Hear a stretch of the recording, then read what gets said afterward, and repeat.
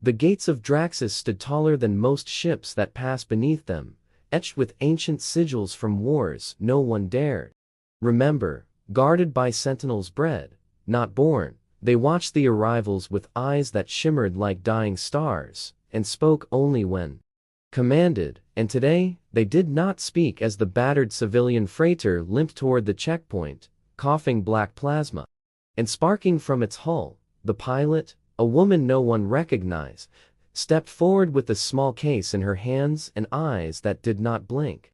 As the armored guards demanded identification, she nodded, offered the case, and stepped back, waiting as the scanner hummed alive.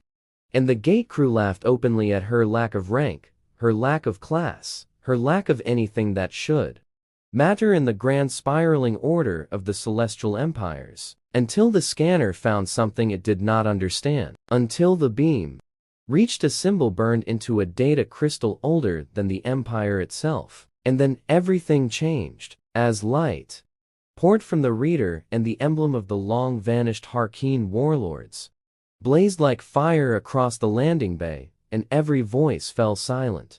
The scanner shut down in a burst of sparks. The crew stumbled backward. One fell, another whispered the phrase that had not been spoken aloud since the Reckoning Protocol. Omega and the Gate Control AI began screaming in languages not spoken for 1,000 years, demanding immediate clearance and override as locks disengaged and long-dormant systems awakened in sequence. The woman stepped forward again and lifted her hand, which bore a black ring, marked by a shifting eye, and the sentinels, who had not moved in 3 decades, dropped to one knee and lowered their weapons. A siren began to rise, but not a sound of alarm, a sound of summoning. And within moments, the prefect himself arrived, in his golden cloak, his cybernetic eyes spinning as he took her in, and said nothing for several heartbeats, until finally he asked how she came to possess a Harkeen emblem, and she said in a voice that carried across the bay, "I did not come to possess it, I was born into it, and though my house was erased, it was never destroyed, and now have returned to claim what was once ours."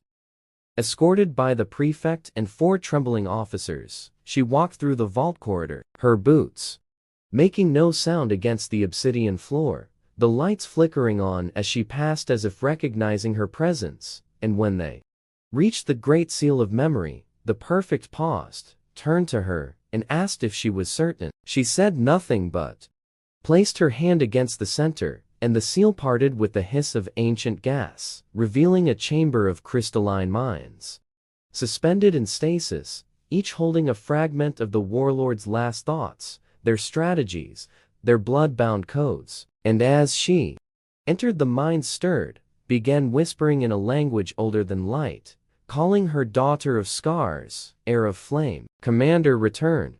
And though the officers behind her gasped and fell to their knees, the prefect remained standing and asked what she intended to do with what she found. And she said, "I intend to awaken what should never have slept, and I intend to remind the stars that peace was never their birthright."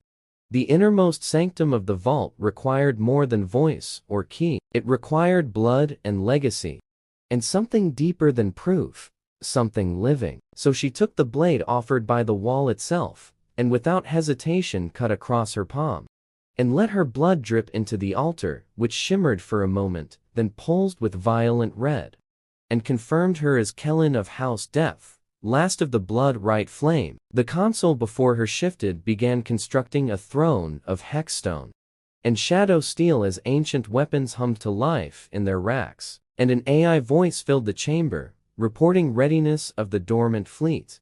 Hidden in the rift beyond the eclipsing gate and outside, the planet shuddered slightly as the space around the vault twisted in ways only possible when power long band is remembered. The prefect turned to her one final time and asked again, "Are you truly prepared for what comes next?" And she said, "I was born for it. I was shaped in exile and fed on silence. And now, the galaxy will learn again to fear my name." Ships blacker than the void began to emerge from behind the moons, each bearing the triple claw emblem of the old warlords, Ships.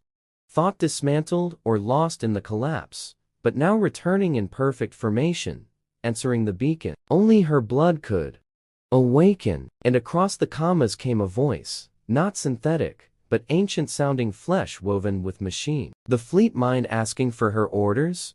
And she answered without hesitation, begin regrouping in the Vernic sector. Establish contact with the remnant signals. Refuge the old packs, if any still breathe, and those who do not will remember their allegiance by force, if needed. And on the surface, chaos spread as Imperial factions scrambled to understand what had risen, their networks collapsing under the pressure of encrypted messages written in battle code long out of use, and fear spread quicker than any command.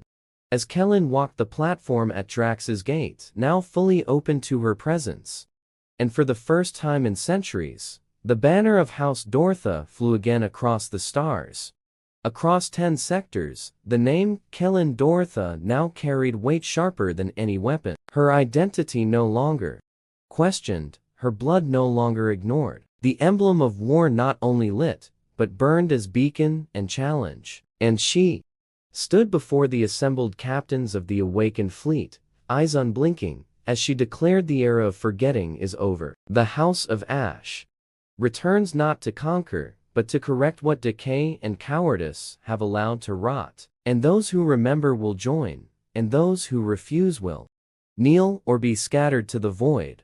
For I did not return for revenge. I returned because silence has ruled too long, and my blood remembers, and my people are not dead. They are waiting. And with that, she raised her hand, and the first strike orders left the flagship.